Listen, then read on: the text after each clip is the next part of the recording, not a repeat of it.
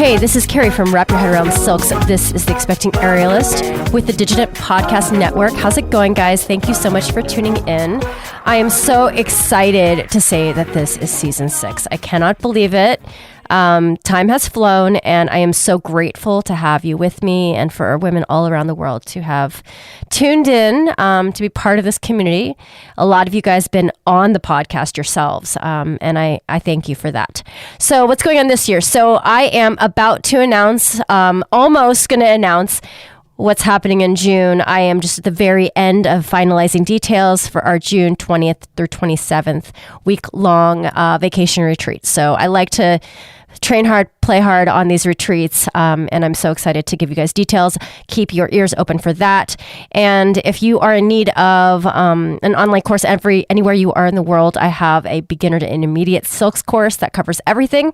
And I have an aerial rehab course meant for those coming back from injury, surgery, or pregnancy. It's supposed to be the step between PT and going back to your favorite aerial class. So I'd love to have you there if you want to check that out. And I'm so excited to get into the guests this year. Well, let's learn more about how our bodies go through this amazing transformation through motherhood and how we deal with the after effect. The after, which I am in right now with my 6-year-old. All right, my friends, let's get started.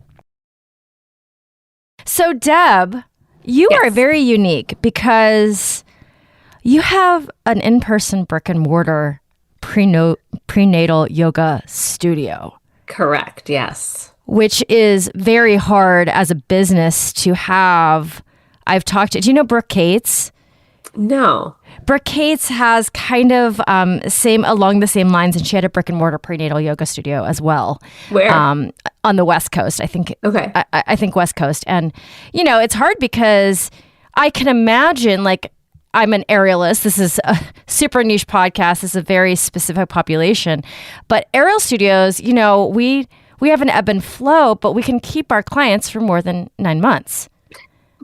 Yes. So we do have a lot of turnover, and sometimes they come back for postnatal, and then sometimes they come back for more kids. Yes. The funny thing is, in last Friday's class, this is really unique. We had 2 moms on their 5th child. Wow. And I know that's very unique, especially in New York City, because, it's expensive and the apartments are not that big. One was with us for all 5 kids. One was with us for her first in it's either 16 or 18, didn't come for the second 2 and came back for her 5th, second 3, and came back for her 5th. So we do have repeat, but it is a lot of marketing.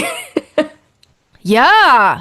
I just looked at your website. It's amazing. So, my friends, aerialists out there. So this is Deb. She has a podcast. She has online and in-person classes. She's based in New York City. It's awesome to have a business in New York City, though. What are the ups and downs of that, the challenges and the amazing parts? Well, it's expensive. It's really expensive. So We've been there actually 23 years, which is... Wow. I know, which is amazing. So we were in one space for about 17 years, and then another space became available down the street. And the funny thing is, I had looked at the space that we're in now, a few weeks before I was due with my first child. And it was a really nice space. And I told my husband, should we? He's like, no, we should not build out a whole new space a month before our first child. I'm like, okay, all right. And so then when I found out that space was actually split in 2 and part of it was turned into a yoga studio. So the build out was already done. And then that space became available. I jumped on it. But it's challenging because honestly, the cost, our rent is crazy. And I think that's one of the biggest challenges. One of the best part about being in New York City with a very niche population is it's just so populated. So since opening the studio, I moved out of New York City into New Jersey. I'm about a half an hour away. So I still, commute in. And I have friends asking, do you want to ever close a studio on the Upper West Side and open one in New Jersey? I'm like, absolutely not. Because we just we don't have that kind of dense population that could support that. So we need, because you need to have a population that's dense enough to then have someone interested in yoga that then needs to be pregnant and interested in yoga, and then have the extra income to support that desire. So I feel like a deeply populated place is really the place to do this type of very niche market. Yeah, I mean, I saw that and I was like, I don't really know how this business would survive if it wasn't in somewhere like New York City. Or it would have to be in LA or Chicago or something like that. It would have to be a very dense population, exactly, with a person that thinks yoga will benefit them, which honestly, when it comes to pregnancy, I think, and we don't really, I'll be honest, like our yoga is kind of more of a nod to yoga because we do change some stuff, and the intention is different. So when we do the yoga practice, it's not really falling into what one might think of as like spiritual yoga. It's really for the intention of creating balance in the body, because the whole purpose of what we do is to help support healthy birth, however that's going to look for someone. And that's something I know we're going to talk about, like when people are too engaged and too strong, how to find that internal balance. So we use the yoga more of a tool to help prepare the body and the mind for birth. Okay, yeah, let's go into that. Okay, so this population, all different types of women for the most part, they are anywhere from professional to hobbyist, and most of them are very impatient. Most of them want to get back to their craft and hobby as quick as possible. I can relate. I'm just going to laugh because I can relate, because I was a professional performer, musical theater, so a dance background. Yes. And we have a lot of professional dancers that come to the studio because we're so close to Lincoln Center. So we do have a lot of professional dancers and athletes. So I know that person because I feel like I am that person in a sense. So I get that. Yeah. Okay. So you are this practitioner. Actually, I have a very few yoga / perinatal specialists because it is very specialized. What would you say are the benefits? What would you say? Let's get into like actual poses and stuff that you really like for, second and third trimester. Sure. I think a lot of my population does yoga already. So kind of guiding them in a way. Yeah. So before we get specifically into the poses, which I'll be happy to talk about, I guess I want to talk about why I would do certain poses, because it's not just about the yoga pose. So I was also a labor support doula for about 10 years. I'm also a childbirth educator. So when I think about, and when I've observed birth in my own, when we tend to see those births that are really long, it's usually because something internally might be tight or torqued, or there's some tension. It could be the pelvic floor, it could be the psoas, it could be uterine ligaments. So we're looking at poses that are going to help create more balance internally so that the baby can descend and rotate without obstruction and without tension. So I'm going to just think like my first birth. I was still exercising. I love exercise. I support it. But I also wasn't keeping in mind, maybe I need to modify a little bit more. So I was literally dressed for spin class because I was doing it like 6 days a week at that point. When I know, it was quite a sight. I'm 5'2" and I had quite a belly. And I was literally in my spin clothes. I'm like, well, if the contractions stop, I can hit the 10 o'clock class. So you are our type of people, Deb. All right. So you understand, I get that mindset. So, and also being a former dancer, a lot of pelvic floor tension. So what ended up happening, and this is a story I hear a lot and I recognize, which is why I'm so passionate about trying to help people use the practice to find that internal balance. So I know that as a dancer, my right side tended to be more of my grounded side. My left leg was more my gesture leg.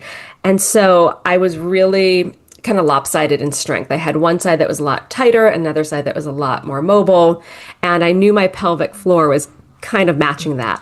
So labor took a really long time. And what was happening is I was pretty great with the early part of labor because I have great external rotation, which tends to open the top of the pelvis. But when the baby comes through the pelvis, it hits the pelvic floor, which a lot of athletes have a lot of tension in the pelvic floor, which I think your population probably relate to. Oh, yes.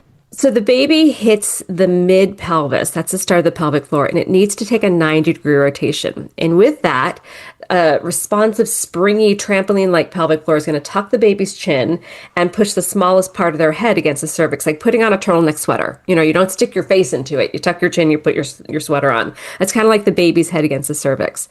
But because things were really asymmetrical in my body. One side was tighter, one psoas was tighter. I think about all that spinning, what that does is instead of just tucking the chin in, one side being tighter, it turned my baby's head. So the ear was to the shoulder. So now the side of his head was trying to push the cervix open, which you can imagine is just going to take longer. And so it was turned into this very long, arduous birth. And I've seen that pattern over and over again in my doula clients, in my strong athletes, in the dancers, that they could get to a certain point, then things just stalled. So once I started to learn about that, I started to use the yoga to work on how do we create balance in the pelvic floor? Because so many times we hear, oh, you're pregnant, engage, Kegel, Kegel, Kegel. But we don't want the pelvic floor to just be strong or even tight. We want it to be balanced. It needs to be like a trampoline. It needs to be able to stretch and support. We don't want it just like a block of ice. We want it like, you need to have that responsiveness. And so if we can have that responsiveness and the pelvic floor is more balanced, baby's going to descend and rotate. And I can guarantee all your clients, all the pregnant folks out there, they don't want a long, challenging birth because that's not only is it going to be hard for the birth, but it's going to prolong getting back to what they want. So if they're already impatient to get back, they're not going to love having to do a lot of pelvic floor PT and healing to get back to what they love.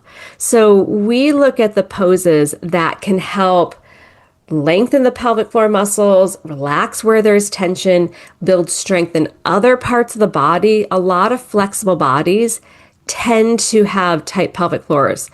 And so we want to build strength in the hamstrings, in the glutes, in the inner thighs, and the outer hips, so that the pelvic floor doesn't have to do all the heavy lifting. So that was kind of my long way of getting to what poses do I love. I hope that makes sense. Are you following me? Yeah, no, this is amazing. This is why I have you on, because this podcast is a mix of either experts or women who are going through it.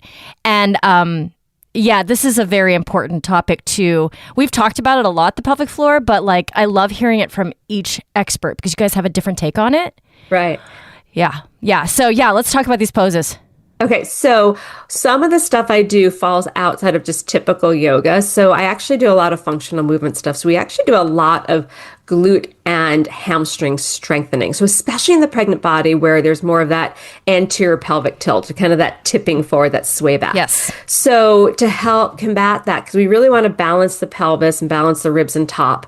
So we're going to do a lot of glute and hamstrings. So we do a lot of Romanian deadlifts, we do kickstand Romanian deadlifts, we do donkey kicks, we do dynamic squats, just a ton of stuff to fire up that posterior chain. Mm-hmm. We do a lot of adductor work, so we use yoga blocks, we squeeze blocks between the thighs in chair pose, in down dog, in half plank, wherever I can throw a block, we're going to throw a block. And then we're also looking at pelvic mobility. So cat-cow, and then keeping the upper body still and just doing pelvic tilts.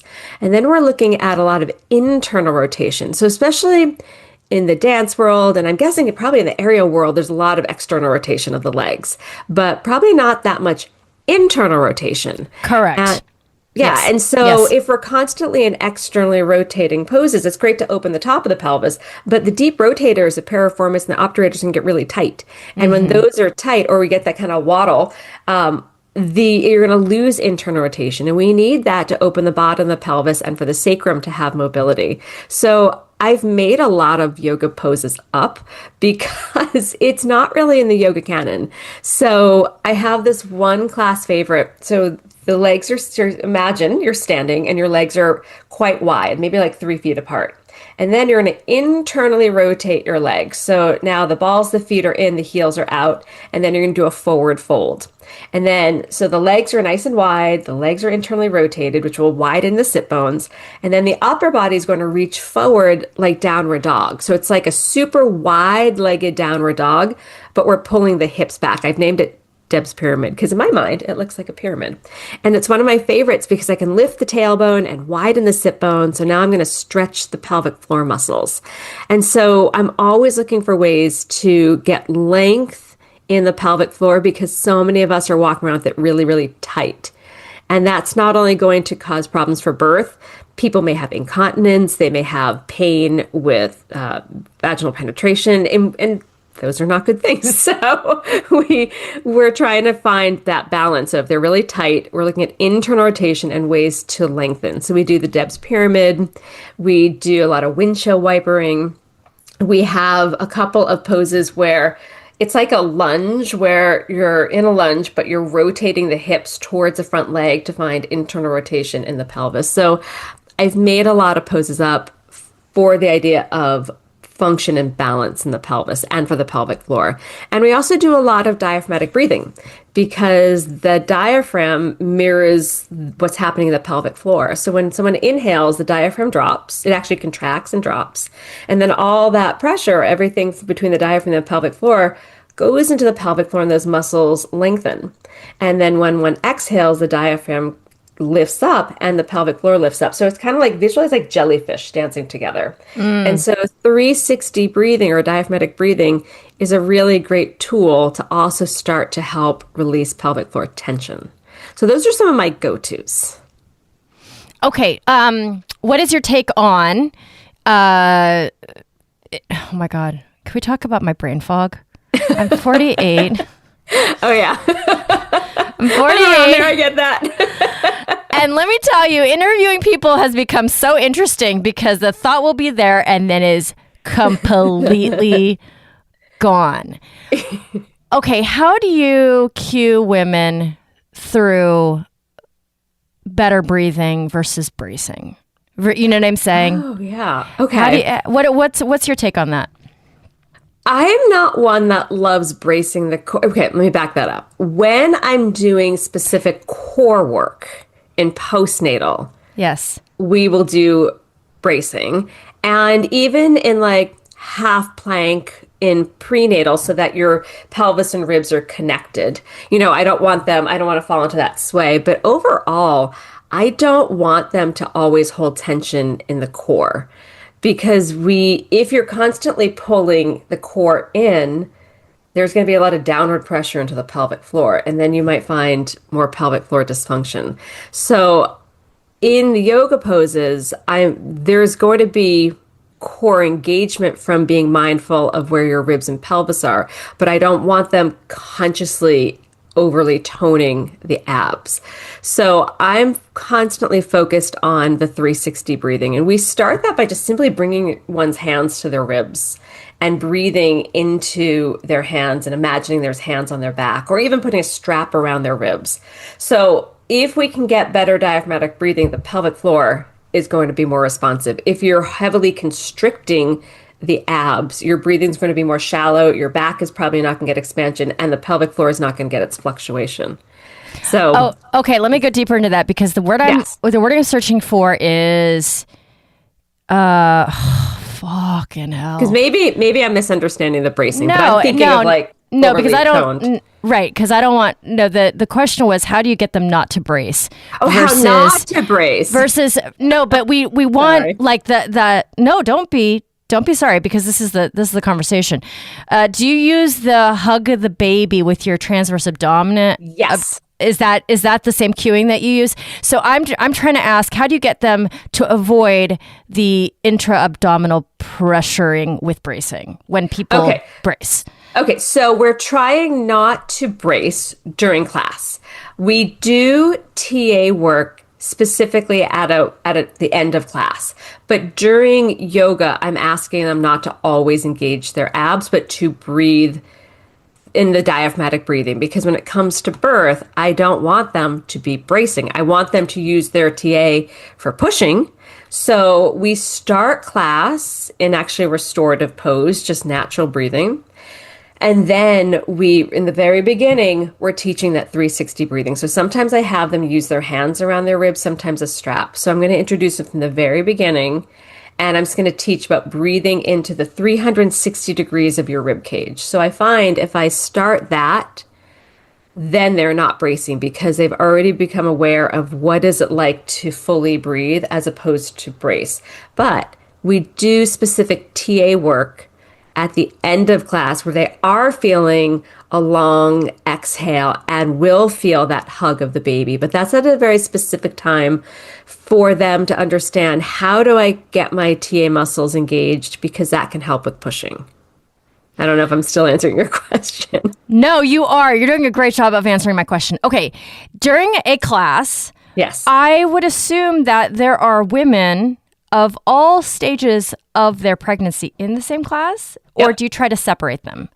No, it's all fine. We literally have people, last week we had someone at 6 or 8 weeks and then someone literally not there on her due date. So we can all flow through the same class.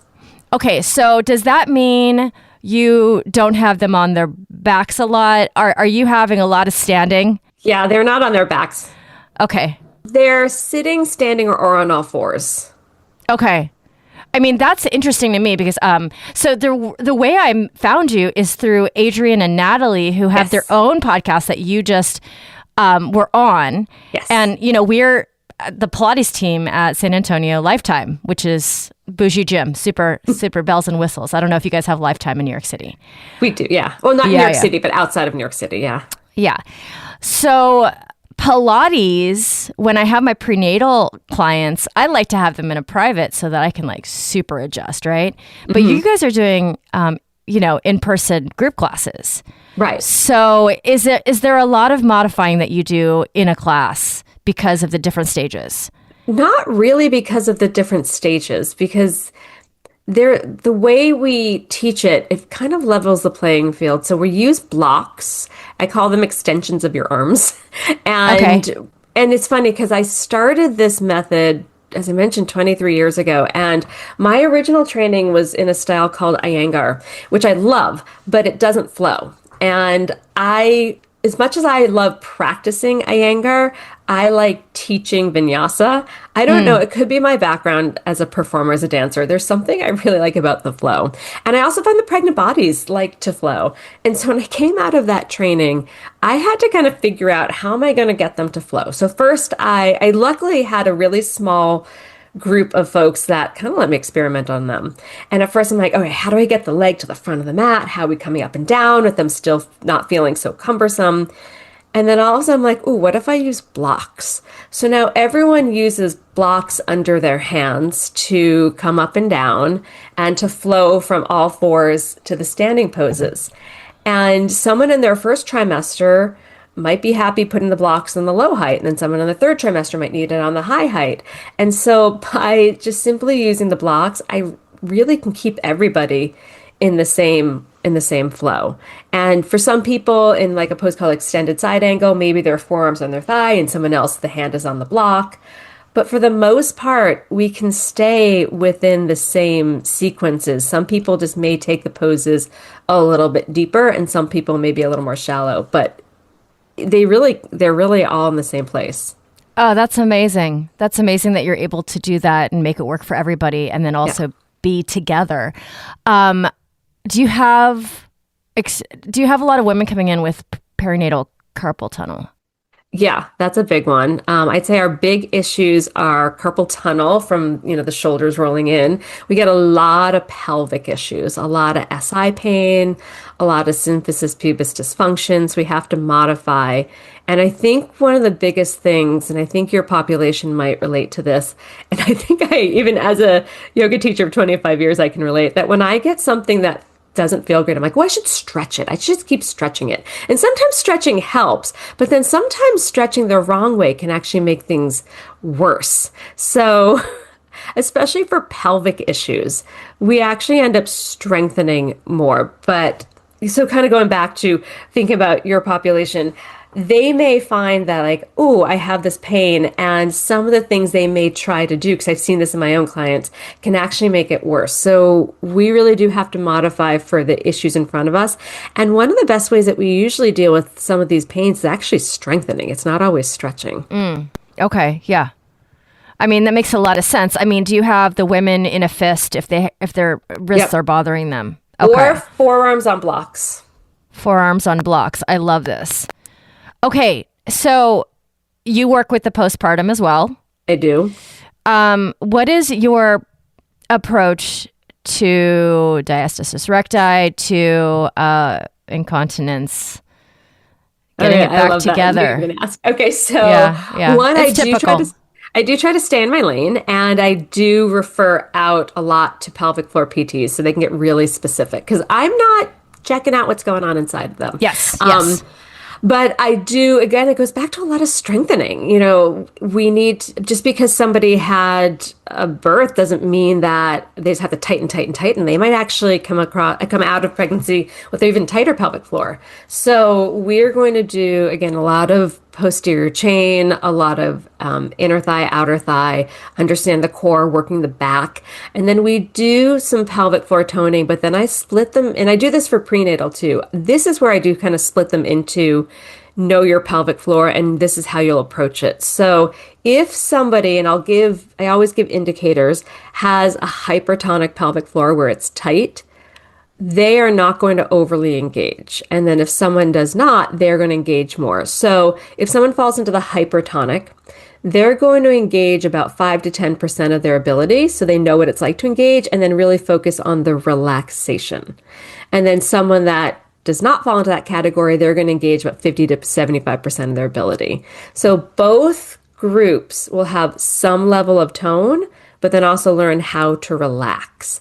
But then going back to that pelvic floor, it's really about strengthening everything else around it. Now for diastasis, I teach them how to check themselves so they don't always feel like, oh, they have to run back to class to figure out, what's happening. And I think the important thing and I think the students appreciate this, it's not just about how wide the gap is, it's about the tensile depth. So when you're trying to generate tone in that connective tissue, are you getting a spring back, or I call it the marshmallow? It's like you're going to check and your fingers just keep going and going and going. So they're learning how to check themselves.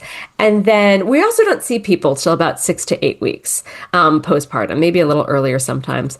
But we do a lot of TA work. We do a lot of working on the back, because if the back ribs don't have mobility, that intra-abdominal pressure is going to go into the connective tissue in the front body and weaken it.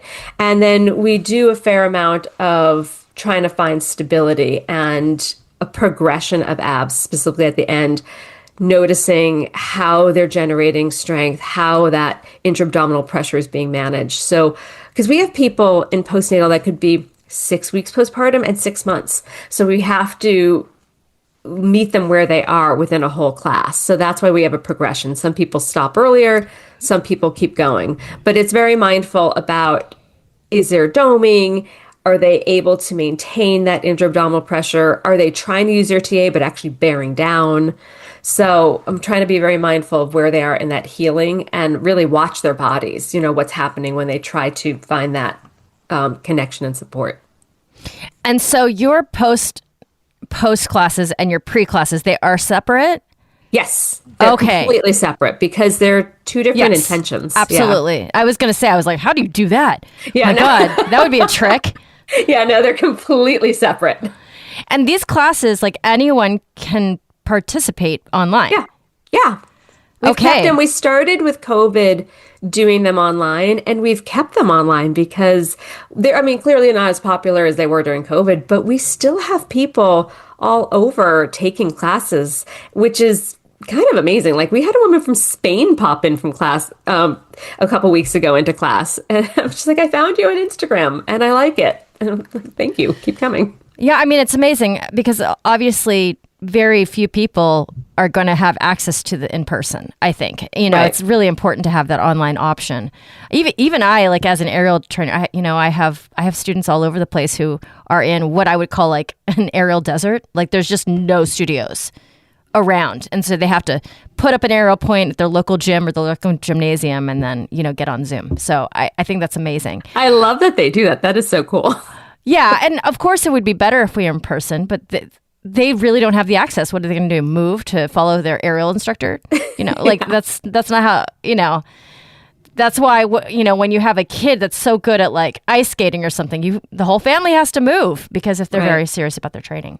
Okay. So what would you say? I would say that most of my population, I'm always saying you guys have to get your pelvic floor checked prenatal because there's so many of us that have taken ballet. Mm-hmm. There's so many of like the inversion that we do. That's like the staple of our movement practice. And you should be using your pelvic floor every time you do it. It should be naturally happening. So I personally went into it and I had a super tight pelvis, super tight pelvic floor. And my, everybody just tells you to do Kegels. Number one, they aren't even telling you how to do a Kegel correctly. I know. I feel like everyone's just squeezing everything down there. Yeah. That's not even a Kegel. That's just like more tension. Yeah. Yeah. Like squeeze and then I never even learned to relax, right? How to relax until after my baby was born. She's 6 now. So I've learned a lot in the last 6 years. So for the pregnant women out there, what would your advice be? They're athletic people, So kind of a few things. I guess the first thing is if you have access to a pelvic floor PT, go. Because some people can have more tension in the posterior, in the anterior, left or right. So find out specifically for you. And then figure out, even if you can't see a pelvic floor PT, there's plenty of resources online you can check out. I have so many podcasts and blogs about about the pelvic floor.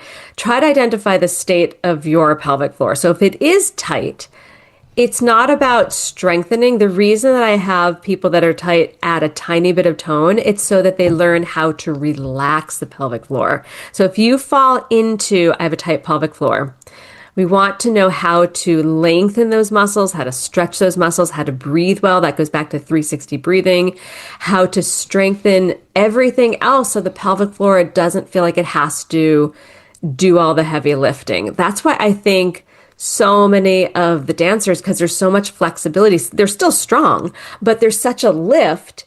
How can we teach them to release? So I think one of the best ways to start to learn to relax the pelvic floor is to get back to your 360 breathing. So I think that'd be the first step. And then, find somebody, if you can, work with them. And then start to look at your nervous system as well. When someone's really tense, that's also going to engage the pelvic floor. So learning how to relax, and then also looking at habits. Like if you're a butt clencher, that's toning the pelvic floor in not a good way. Are you a jaw clencher? That's also co-contracting the pelvic floor. So kind of looking at your habits. So I think that would be some of my best advice. Look at your habits, look at your breathing. Are you contracting your pelvic floor when you don't even need to be? Learn how to relax and do other movements that are going to take the load off the pelvic floor. I love this, Deb. Would you have a recommendation for the amount of yoga that a prenatal person is doing? Yeah, I mean, honestly, we have some people that do it like 5-6 days a week, but we're not going crazy intense. Like it's going to work your body, but it's not going to be like a super, super, super hard workout. So they can do it as much as they want. Again, I would check in with the style and the training of the prenatal teacher. We lead, I think, a really well-balanced prenatal class. Again, the idea is to create internal balance so that that baby comes out well. Again, going back to what you said in the very beginning, if they're impatient and they end up with a C-section, that's at least 6 weeks before they get back to what they love. So I'd focus on during pregnancy, am I creating balance for an efficient birth so that my body doesn't have to it's probably easier. And then you don't have to rehab as much. Because if someone has a really long birth, and especially a long pushing stage, the pelvic floor may need more rehab after. Or if they're pushing for a long time, that could also worsen diastasis because of all that pressure. So if we can do some of the balance and work during pregnancy, it's going to help them get back to what they love after pregnancy. I have to ask you a question though. Sure. Is there going to be a point in your life where you're not interested in the perinatal phase anymore? No, because I'm so passionate about helping people have good births. I'm not having any more kids, but it is so important to me that people have autonomy and education and informed pregnancies, because my first birth was so challenging and I had that information. And I really, really feel passionate about people having good birth. Like, so many people come out of birth traumatized, and that's horrible. So no, I love what I do. It's interesting because sometimes, like, when you're out of that life phase yourself, yeah, not that Ariel's a life phase, but like if I retire from it at any point, which I don't think I will, because, you see 70-year-old gymnasts, we got to have a way to keep our strength, muscle, right. Building muscle, it just gets harder. Some people come out of that phase and then they lose interest in working with other people on that thing. Absolutely. I've had yoga teachers that have loved it while they had little kids or while they were pregnant themselves. And after, they're like, I don't want to deal with babies. It's more for me about I love the babies too, but it's really about the students and them finding a voice and feeling empowered. It's just too many people are traumatized by their birth, or they're physically hurt because their bodies couldn't open in some way. So it's such a passion of mine to support people. Yeah, I love that. Oh my goodness. People out there, go take from her studio. This is just such a hard thing to access. I talk to pregnant women all the time, and I don't necessarily think they have, they know about that. So that's part of me highlighting you on my podcast, because I want them to have that resource. Oh my goodness, Deb, thank you so much. You are a wealth of knowledge. Where can tell us all the ways that people can find you? My website is prenatalYogaCenter.com. All my social media is Prenatal Yoga Center. My podcast is called Yoga Birth Babies. Oh my God, I love this. Thank you for being here. Thank you so much for having me. This is really fun. Thank you so much for tuning in today. If you would smash the 5 stars and leave a review, it means the world to me. It's so important for the algorithm, etc. If you get a chance to listen to The Artist Entrepreneur, it's on this feed on Thursdays. It's me, Noah Dock, and Amanda Ritchie talking about having our artistic businesses and balancing everything. It is probably maybe the funnest hour of my week with my friends, and I hope you enjoy that as well. So check that out, and I will see you guys next week. If you want to be on this podcast, reach out. I'd love to talk to as many of you as I can. All right, my friends, have a great day. I'll see you next time.